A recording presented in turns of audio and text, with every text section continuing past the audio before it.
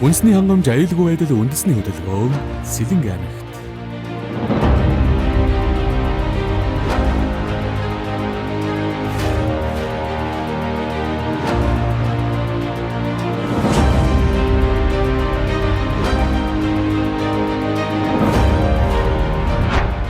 Монгол Улсын ерөнхийлөгч ухнаагийн хүрэл сүхийн санаачилсан хүнсний хангамж аюулгүй байдал үндэсний хөдөлгөөний орон нутгах нээлт Сэлэнг аймгаар үргэлжиллээ. Тус арга хэмжээг нээж Монгол Улсын ерөнхийлөгч ухнаагийн хүрэл сүхийн мэндчилгээг ерөнхийлөгчийн үйлдвэр үйлчилгээний бодлогын зөвлөх Даваа Баяр уншиж танилцууллаа. Мөн Сэлэнг аймгийн нутгийн удирдлагууд аж ахуй нэгж хоршоод төрийн албаныхан оролцсон өргөн цар хүрээнд болж өндөрлөлөө. Хүнсний аюулгүй байдал чанар стандартыг сайжруулах үйлсэд оюун ухаан хүч чадлаа дайшлан ажиллаж хүнс үедээ аж ахуйн салбарынхаа нийт ажигсад малчид, тариаланчид, аж ахуйн салбарын нийт ажилсад та бүхэндээ урах царван ажил нь өрнөн байхын ерөөлөг өргөё. Мөнх тэнгэрийн хүчин дор Монгол улс мандан бодрох болтугай. Монгол улсын ерөнхийлөгч ухнаагийн хөрөлсөх гэжээ. Сэлэнг аймгийн улсын хэрэгцээд үр тарианы 50%, төмөсний 28%, үндэсний ногооны 30%-ийг дангаараа хангадаг.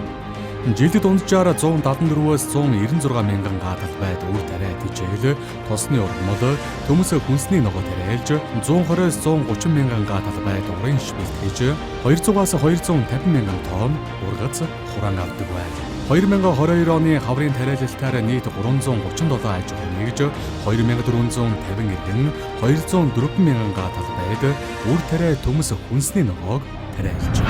Сэлэнг аймгийн маань одоо энэ ногоочт маань бол маш том одоо баялаг бүтээгч. Дээрээс нь одоо жинхэнэ одоо мэрэгсэн боловсруучуд байгаад байгаа. Энэ дээр юу дутж байна гэхээр одоо нөгөө өвлийн хөлөмжүүд нь байхгүй болчиход байгаа. Өвлийн хөлөмжийн яг стандартын дагуу барихгүй бол одоо тэгээд хуучны одоо өвлийнч биш одоо урдаас орж ирсэн хөлөмжүүд маш их одоо тавигдсан бас асуудал хүнд байгаад байгаа. Сэлэнг аймгийн хувьд бол Монгол Улсын ерөнхийлөгчийн санаачилсан хүнсний хувьсгал арга хэмжээнд бол маш ач холбогдол өгж байгаа. Хүнсний үйлдвэрлэлийн тал дээр анхаарал хандуулах, зөгийн балны үйлдвэрлэлийг Сэлэнг аймагт хийж Монгол улсаа бүрэн дараа нь бас гадаад зах зээл гарах энэ боломжийг бүрдүүлэх тал дээр цааш хэрэгжүүлэн ажиллагаа төлөвлөж байгаа. За Сэлэнг аймаг маань одоо 100 гаруй нэр төрлийн бүтээгдэхүүнээр алтан намар, тэр бум одоо сэлэнгэд үйлдвэрлэл зэрэг бүтээгдэхүүнээр өрсөлдөн гаргацсан хүнсний хувьсгалынхаа үйл ажиллагаанд идэвхтэй сайхан оролцож байна. Сэлэнг аймаг маань улсын хэмжээнд үр тарианы 50%, хүнсний ногооны 28%-ийг хангаж байгаа ийм томоохон бүс нутаг байгаамаа. Мал аж ахуй газар тариалангийн бүс нутаг учраас Сэлэнг аймаг маань орон нутгийн одоо хүнсний хувьсгалыг манлайлна гэсэн ийм томоохон төлөвлөлтийг танилцууллаа.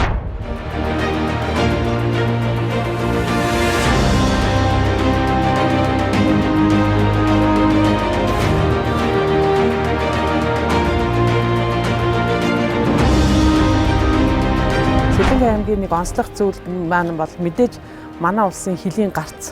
Тэгэхээр бид нар энэ Сэлэнг аймгаа газар тариалангийн бүсээ түшиглээд эрчимцэн мал аж ахуй газар тариалалттай хослуулаад цаашлаад энэ хилийн гарцад ойрхон байгаа Сэлэнг аймгийнхаа бараа бүтээгдэхүүнийг экспортод гаргахад бол өргөн боломжтой ийм аймаг. Үндэсний хангамж аюулгүй байдал хөдөлгөөн, үндэсний хөдөлгөөн гэдэг маань дан ганцхан хүнс үдэ хөнгө үйлдвэрийн ийм салбарын асуудал биш, бусад салбаруудтай нэгт хамтарч үйлдэж байж энэ үндэсний хөдөлгөөн маань амжилтанд хүрнэ. Тэгэхээр энэ салбар хоорондын хамт ажиллагаа сайжирч байгаа гэсэн давуу талууд байна. За мөн наривчлсан төлөвлөгөөтэй явж байгаа учраас шүтнээсээ одоо зураг төсөл, техник эдийн засгийн үндэслэл боловсруулах ажлууд хийгдээ явж байгаа. Сэлэнг аймаг хүнсний ногоо үр тариагаар аймгаа 100% хангаж, бусад орон нутагт нийлүүлэх хүчин чадалтайж хадгалах зойр дутмаг байна. Ингэснээр тариаланчид намар ургацаа хямд өгч, хавар хүнсний ногооны хомсдолд орох нөхцөл үүсдэг.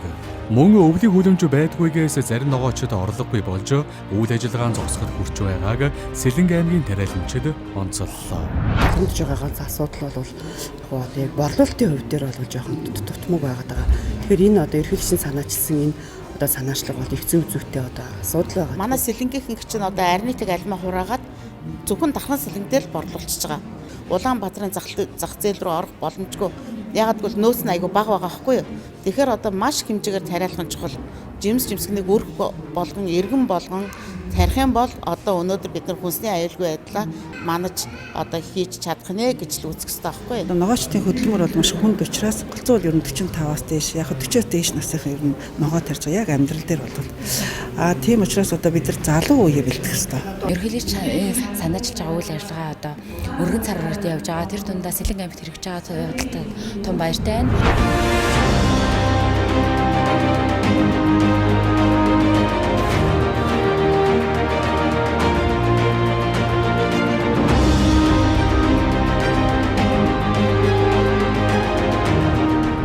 Ингээд ийм үзлэг худалдаа ингэж нэгдээд ингээд юм хумаа борлуулах сайн байл гэж хэлээ. Одоо бол ерөнхийдөө биш юм бол санаачлага зөв байна. Одоо бас ногоочд бол их сайн дэмжлэг өгсөн тийм сайн. Одоо дүүлдүүлэр одоо энэ салаад өгөрцөн янз бүрийн юм чинь гадаадаас авчирал бас дэлгүүр хашаанд байж л гэдэг чинь. Бид нарыг дэмжиж яах юм бол бид нар ч гэсэн ашигтай гэвэл. Гадаадын орнууд шиг техник оруулаад нэг зэрлэг зулгаасан ч юм уу юм хураахт ч юм уу тийм техникээр хураадаг учраас айгүй хөнгөвчлөлтэй. Тэгэхгүй бол хурааж өгөх хүн байхгүй, хүмүүс ч ажиллах дурггүй, хичнээн мөнгө хэлээч нэмэргүй.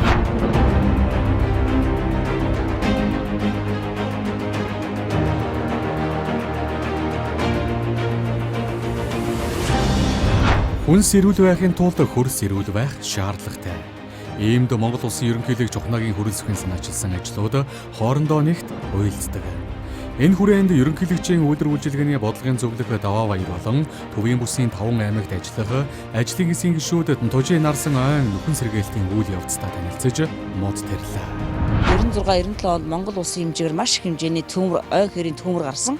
За түүний дараа бол бид нар бол энэ одоо тужийн нарсын тусгай хамгаалтын тэгш талд ургасан газар дээрээ одоо орон нутгийн тусгай хамгаалтанд аваад Сэлэнг аймагт ойжуулж байгаа бүх талбайг энэ төвлөрүүлэн хийж ойжуулж чадсан. Энэ тужийн нарсанд бол нийтдээ 15.5-аас 20 мянган газар нь бол одоо тармилаа байгаа. Түүнийх нь 15 мянган нь бол яг тужийн нарсандаа.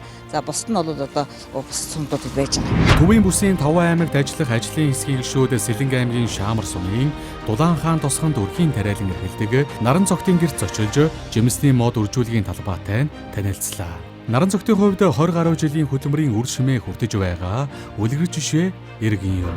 Хилдээ үзэл бичээр чинь 3 тонн 4 тонн хүлээл авчихсан да. Ямар ч юм. Дан өхрийн энэ товчир оролцоогоор ямарсан нэг 20 мянган мод байна. Авсан жимсээ яаж болсоодод өөрсдөө ердөө тэр нэг асуудал байхгүй одоо нэг жоохон олонний танил болсон болохоор брэнд болсон юм байна. Сэлэнг аймаг нь тэрбум мод үндэсний хөдөлгөөний хүрээнд нийлүүлэгч аймаг болох зорилт тавин ажиллаж байгаа бол хүнсний хангамж аюулгүй байдал үндэсний хөдөлгөөнийг манлайлж үр дүнтэй ажиллах зорилт дэвшүүллээ. Цаашид зарим нэр төрлийн хүнсний бүтээгдэхүүнээ гадны улс орнууд руу экспортлох боломжийг эрэлхийлж ажиллахаар боллоо.